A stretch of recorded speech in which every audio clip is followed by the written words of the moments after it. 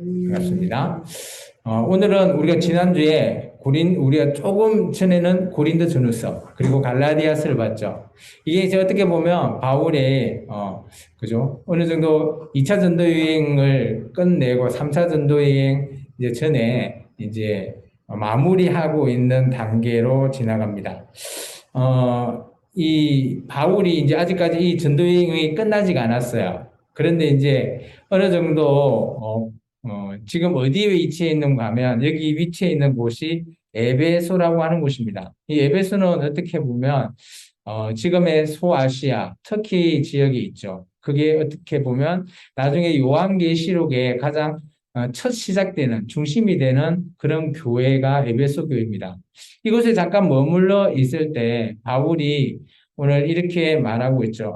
내가 이제 거쳐 선교 여행을 거쳐 와서 모아왔던 이 연보를 이제 예루살렘에 있는 그 초대교회에게 이렇게 연보를 맡기고 난 이후에 이제 바울이 새로운 계획을 생각하고 있죠. 내가 이제 로마를 가야 되겠다. 근데 로마가 최종 목적지는 아니에요. 우리가 이제 다음 주에 볼 로마서를 보게 되면 바울이 생각하는 최종 목적지는 로마를 거쳐서 스바냐, 지금의 스페인, 에스파니아를 가기를 원한다는 거죠. 왜 그럴까요? 바울은 이 당시에 이렇게 생각하고 있습니다. 그죠? 해가 이렇게 치는 쪽, 그것이 어떻게 보면 땅끝이다라고 생각하는 거죠. 지리적으로 그렇게 생각한 거죠. 그래서, 내가 에스파니아를 가게 되면 주님이 이 땅에 재림하실 것이다. 그래서 여기서까지는 2차 전도 여행 중이기 때문에 어떻게 보면 바울의 생각은 주님의 강림이 나 살아있는 생전에 주님께서 오시겠구나라고 바울은 생각하고 있었어요. 그러다 보니까 고린도 전후서 그 전에 쓰여졌던 데살로니가 전후서에 예수님의 강림 우리 세대에 보게 될 것이다라고 얘기하고 고린도 전후서 말씀도 자세히 보면 결혼하는 그런 결혼관을 그냥 혼자 있으면 나와 같이 그냥 나도 혼자 있으니까 우리 세대에 주님 오실 거니까 그냥 혼자 살자. 그렇게 지금 바울이 권고를 했다라는 거예요. 이때까지는 바울은 주님께서 지금의 우리처럼 2020년까지 또 주님이 재림이 뭐 아직까지 임박하지 않았다라는 사실을 깨닫지 못하고 있었던 거죠.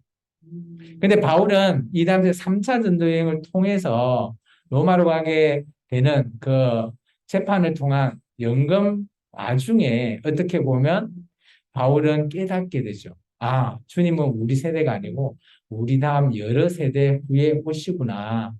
그래서 로마 연금 이후에 쓰여지는 어떻게 보면 3차 전도 여행의 그 끝에 쓰여지는 서신서를 보면 조금 바뀌어 있습니다. 그래서 오늘 보시면 21절에 바울이 얘기하죠. 마게도냐와 아가야를 거쳐 이제 예루살렘에 가는 이게 어떻게 보면 바울의 2차 전도여행이 마무리되어지는 시점입니다. 그래서 마무리되는 시점은 예루살렘 교회까지 도착해서 연보를 넘겨주면 바울의 2차 전도여행은 끝나게 된다라는 거죠. 그러면서 내가 거기 갔다가 그 이후에 이제 로마를 가고 싶다라고 생각하고 있고 지금 현재는 에베소라고 하는 곳에 머물러 있죠. 여기서 얼마나 더 머물러 있을까?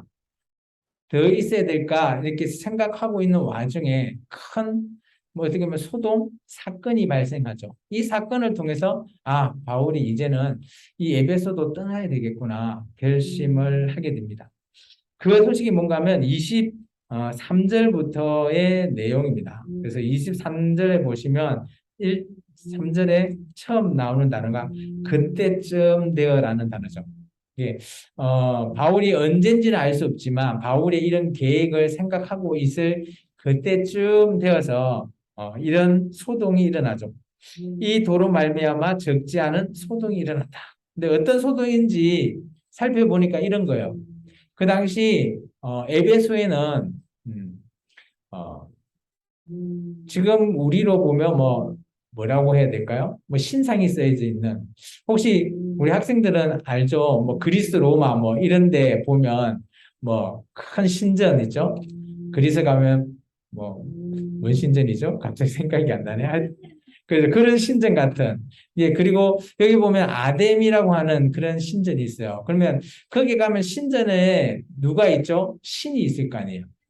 근데 평상시 이제 그 신전 같은 경우는 많은 사람들이 왕래를 많이 하겠죠. 그죠? 또 관광도 물론 할 수 있고, 그렇기 때문에 그곳에 사는 사람은 뭘 만들어 가면 그 신의 형상, 우상을 만들어 파는 사람들이 있을 거라는 거예요. 지금으로 말하면, 어떠죠? 뭐 어디 그 박물관이나 뭐 이런 데 가면 그 한쪽 편에 뭐가 있죠? 기념품 가게에 가보면 막 이런 형상들에서 싸게 파는 비슷한 모형을 만들어 팔죠. 그런 부분을 파는 사람들이 있었다라는 거예요. 그런데 바울이 오늘 한마디를 하죠. 그 당시 아마 바울이 에베소에서 머물러 있으면서, 그죠? 아마 전도를 하게 되었을 때 이곳에 있었던 사람들이 생각이 좀 바뀌었던 것 같아요. 우리 그거 한 줄만 먼저 볼까요? 26절입니다.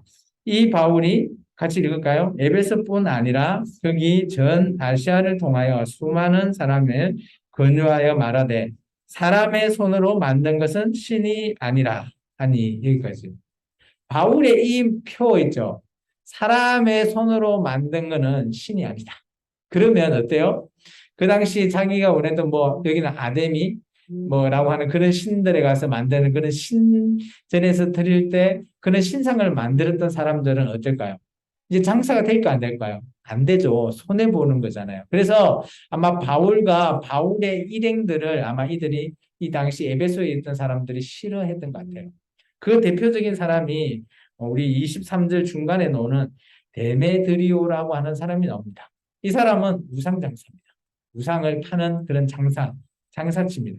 근데 이 사람들이, 이 사람이 대표예요. 이 사람이 대표를 해서 바울은 이렇게 잡아가지 못해서 바울과 함께 있었던 29절을 보면 가이오와 아리스타고라고 하는 어떻게 보면 가까이 있었던 척건을 잡아가지고 어떤 여기는 극장이라 되어 있는데 뭐 건물로 이렇게 데리고 간 거죠. 그러면서 이들을 갖다가 쳐서 죽이려고 그런 형태로 이렇게 하게 될 때 바울이 친구를 구하려고 들어가게 됩니다. 그런 와중에 이렇게 많은 소동이 일어나고 뭐 이런 소동이 일어나면 누가 출동하죠? 요즘 같으면 경찰이 출동하겠죠. 그래서 자잘못을 가리고 또 뭐 어디까지 넘어가죠? 재판까지 하잖아요. 이제 그런 과정을 여기서는 뭐 어떻게 표현해야 될지 모르겠지만 하여튼 재판을 잠깐 여기에 보면 재판하는 이제 총독이 와서 잠깐 재판을 하는 부분이 38장에 나오거든요. 그래서 데메도리가 이렇게 고소하고 하는 이런 부분을 또 잘 해보니까 뭐 큰 문제 없다라고 총독은 이제 결정을 그렇게 내렸던 것 같아요. 그래서 그 이런 어떻게 보면 소동 같은 이게 사람이 어떻게 하면 죽을 수도 있지만 그래도 이제 잘 넘어가서 소동이라고 에피스토라고 보통 얘기하고 있지만 이 사건으로 말미암아 바울은 이제 에베소에서 내가 머물러 있는 것을 이제 떠나야 되구나. 그게 지금 이 시점이구나. 아마 바울이 생각했던 것 같아요. 우리 한번 같이 읽어봅니다. 23절 아까 우리 소동이 있었으니라고 했으니까 첫부터 시작하겠습니다. 23절부터 우리 41절까지 같이 읽어볼게요. 저 데메드리오라 하는 어떤 은장색이 은으로 아데미의 신상 모형을 만들어 직공들에게 적지 않은 벌이를 하게 하더니 그가 그 직공들과 그러한 영업하는 자들을 모아 이르되 여러분도 알거니와 우리의 풍족한 생업에 있는데 이 바울이 에베소뿐만 아니라 그의 전 아시아를 통하여 수많은 사람을 권유하여 말하되 사람의 손으로 만든 것은 신이 아니라 하니 이는 그대들 보고 들은 것이라. 우리의 이 영업이 천하질 위험에 있을 뿐 아니라 큰 여신 아데미 신전도 무시당하게 되고 온 아시아와 천하가 위하는 그의 위엄도 떨어질까 하노라 하더라. 그들이 이 말을 듣고 분노가 가득하여 외쳐 이르되 크다 에베소 사람의 아데미여 하니 온 시내가 요란하여 바울과 같이 다니는 마게도나 사람 가이오와 아리스다고를 붙들어 일제히 연극장으로 달려들어 간지라. 바울이 백성들 가운데서 들어가고자 하나 제자들이 말리고 또 아시아의 관리 중에 바울의 친구된 어떤 이들이 그에게 통지하여 연극장에 들어가지 말라 권하더라. 사람들이 외쳐 어떤 이는 이런 말이 어떤 저런 말을 하니 모인 무리가 문란하여 고네반이나 어찌하여 모였는지 알지 못하더라. 유대인들이 무리 가운데서 알렉산드를 권하여 앞으로 내밀어 알렉산드가 손짓하며 백성에게 변명하려 하나 그들은 그가 유대인인 줄 알고 다 한 소리로 외쳐 이르되 크다 에베소 사람의 아데미여 하기를 2시간이나 하더니 서기장이 무리를 진정시키고 이르되 에베소 사람아 에베소 씨가 큰 아데미여와 제우스에게 내려온 무상의 신전지기가 된 줄을 누가 알지 못하겠느냐 이 일이 그렇지 않다 할 수 없으니 그가 가만히 있어서 무엇이든지 경솔히 아니하여 하리라. 신전의 물건을 도둑질하지 아니하였고 우리 여신을 비방하지도 아니한 이 사람들을 너희가 붙잡아 왔으니 만일 대면으로와 그와 함께 있는 직공들이 누구에게 고발할 것이 있으면 재판날도 있고 총독들도 있으니 피차 고소할 것이요 만일 그 외에 무엇을 원하면 정식으로 민회에 결정할지라. 오늘 아무 까닭도 없이 이 일을 우리가 소요 시간으로 책망받을 위험이 있고 우리는 이 불법 집회에 관하여 보고할 자료가 없다 하고 이에 그 모임을 흩어지게 하니라. 아멘. 아까 제가 총독이라 했는데 서기장이에요, 서기장. 어, 어떻게 보면 이게 조금 뭔 말인지 이해가시죠? 이게 우상 파는 사람들이 이제 자기들에게 피해를 봤다 이거죠. 그래서 요즘 같으면 여기서도 얘기하고 있죠. 40절에 불법 집회. 우리 같으면 그 강화문 광장에 가서 막 하는 이런 집회 있잖아요. 그런 집회를 하는 거예요. 왜 불법 집회냐? 여기 보면 여기 연극장이라고 하는데 그게 모인 무리가 뭐이 말도 하고 저 말도 하니까 그게 있는 대부분 사람들이 이게 왜 모였는지 알지 못한다고 32절 끝에 얘기하고 있죠. 이게 사람들이 많이 있는데 동원은 됐는데 우리가 뭐 때문에 이렇게 동원이 됐는지 알지 못하는 거예요. 근데 놀라운 거는 막 구호를 이렇게 합니다. 크다 에베소 사람 아레미어 이렇게 했는데 이걸 몇 시간 했다고요? 34절 하반절 보게 2시간이나 집회를 하는 거예요. 요즘 같으면 그런 거 있죠. 뭐 우리 그 대통령 사저에 가서 막 불법 집회하고 그리고 막 이게 여기도 용산도 앞에서 집회를 하는데 막 큰 소리로 똑같은 소리 계속 할 거 아니에요. 이게 이렇게 반복하는 집회를 한 거예요. 이게 두고 보지 못하니까 너무 시끄럽고 막 정신이 없고 누가 다칠 것 같으니까 서기장이라고 하는 35절을 보면 서기장이 와서 진정을 시키죠. 그러면서 그들에게 야 에베소 사람들 당신들은 제우스 신이나 아데미 신이 너희가 신전지기니까 그건 당연히 다 아는 사실인데 왜 이것 가지고 이렇게 하냐.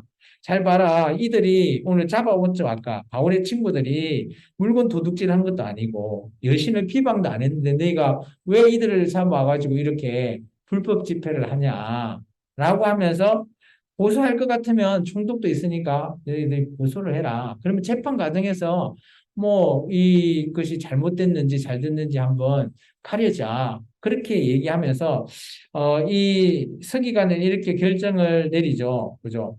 뭐 이것이 뭐 굳이 정식으로 할 그런 것이 아니라면 나는 여기서 이거는 불법 집회로 보고 그냥 따로 내가 보고하지 않겠다. 라고 하면서 그냥 흩어지겠다라는 거예요. 이게 아마 이 데메도리오라고 하는 사람도 그때 특별하게 고소는 하지 못한 것 같아요. 그래서 바울이 오늘 이 사건을 통해서 내가 에베소에 계속 머물러야 할 이유가 없구나. 근데 놀라운 거는 한번 봐보십시오. 바울이 지금 가는 곳마다 전도를 하잖아요. 물론 바울을 그죠? 해하는 세력들도 있어요. 자기 친척인 유대인도 있고요. 그죠? 또 가는 데마다 이것과 자기 바울이 전하는 복음이 물론 받아들이는 사람이 많았지만 반대되는 안티 세력도 많았다라는 거예요. 그렇다 보니까 바울이 이렇게 가는 동안에 아마 바울이 이렇게 그때 얘기했죠. 그 예루살렘에 올라가는 것, 그 성령님이 가르쳐 주신다고 했는데 성령님이 바울은 가라 하지만 자기 옆에 주변 사람들은 가지 마라. 뭐 그런 형태. 그런데 바울은 결심을 하고 가죠. 이제 그런 부분을 통해서 바울이 이런 내용들을 통해서 이제 내가 이곳을 떠나야 되구나 라는 것들이 이제 바울도 이렇게 느꼈다는 거죠. 그런 말미암아 이제 바울이 이제 20절에 한번 보시면 소요가 그쳤다라는 거죠. 이 소동이 잠잠해졌을 때 오늘 바울이 떠납니다. 우리 20장 1절에서 3절까지입니다. 같이 한번 읽어볼게요.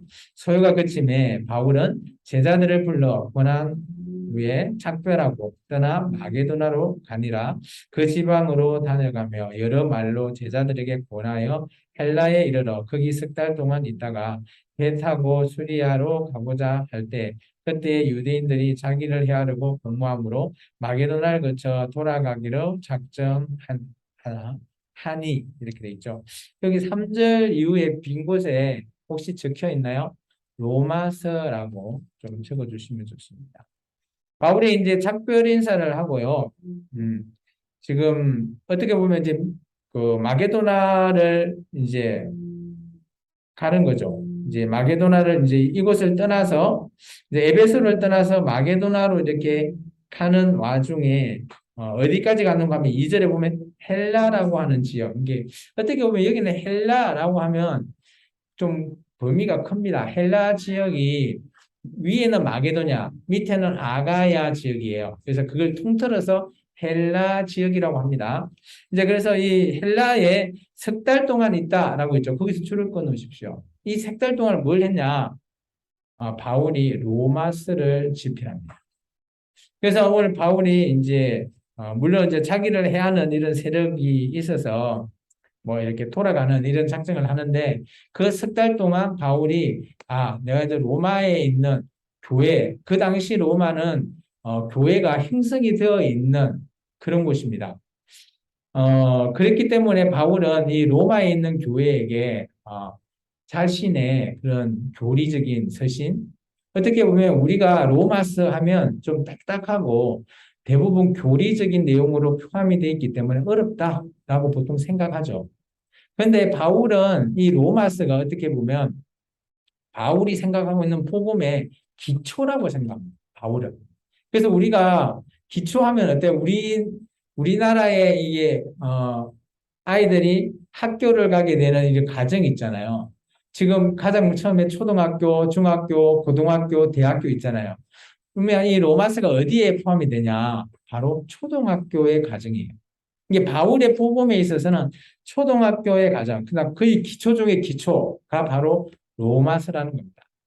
그리고 이 로마서가 우리는 어렵다고 생각하는데 바울은 그렇게 생각하지 않았던 것 같아요. 그래서 나중에 로마서 가서 우리가 볼 계획이지만 로마서 16장에 가보면 이 로마서를 가지고 편지를 가지고 가서 읽어주시는 분이 누군가 하면 이 고린도 근방에 있는 갱그리아라고 하는 그 교회에 여집사님이 가서 그 로마서를 읽어줍니다.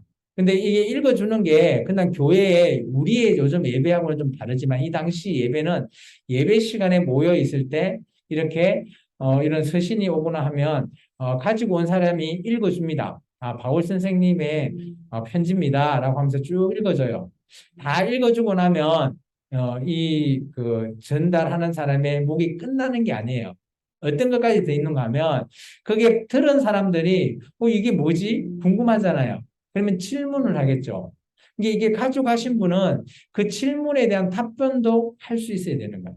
그렇다면 한번 반대로 생각해 봅시다. 이 갱그리아에 있는 이 베베라고 하는 여집사는 어때요? 실력이 뛰어났다라고 생각할 수도 있고 아니면 이 로마서가 어떻게 보면 이들이 이 글을 읽었을 때 그냥 쉽게 이해할 수 있는 글이다.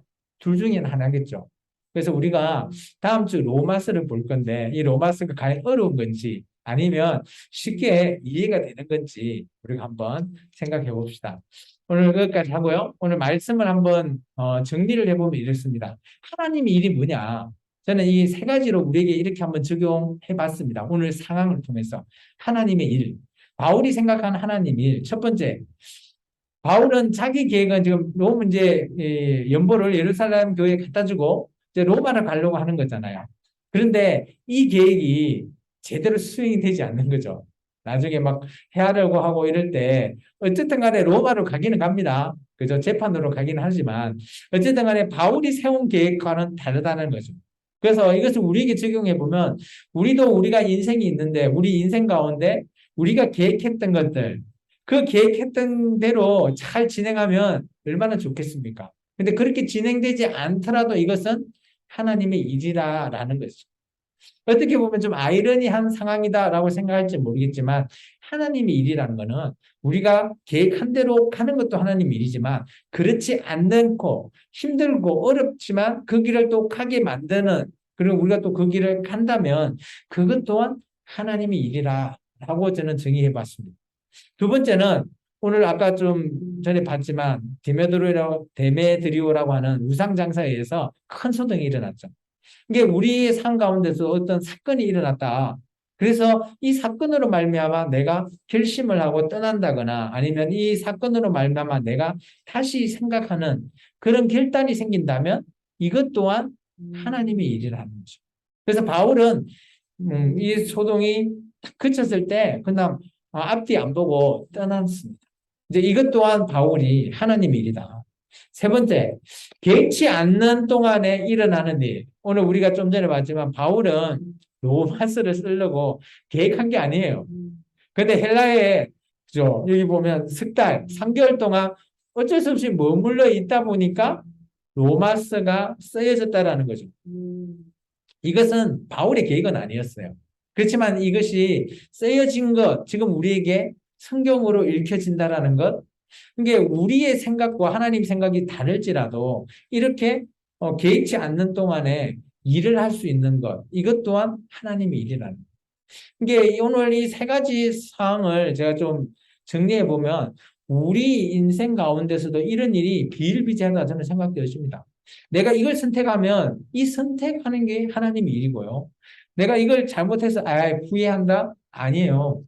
그거 선택하고 그냥 좀 힘들더라도 굳건히 지켜나가는 것, 그게 하나님의 일이 되고, 또 잘 진행될 것 같지만, 지연돼서 또 다른 일을 이렇게 뭐 유턴하거나 다른 일을 하게 되면, 또 그렇게 그걸 통해서 또 다른 일이 파생된다. 그렇다면 그것 또한 하나님의 일이 되고요. 또 결단하고 결심하게 된다? 언제든지 우리는 이런 것들이 일어나잖아요.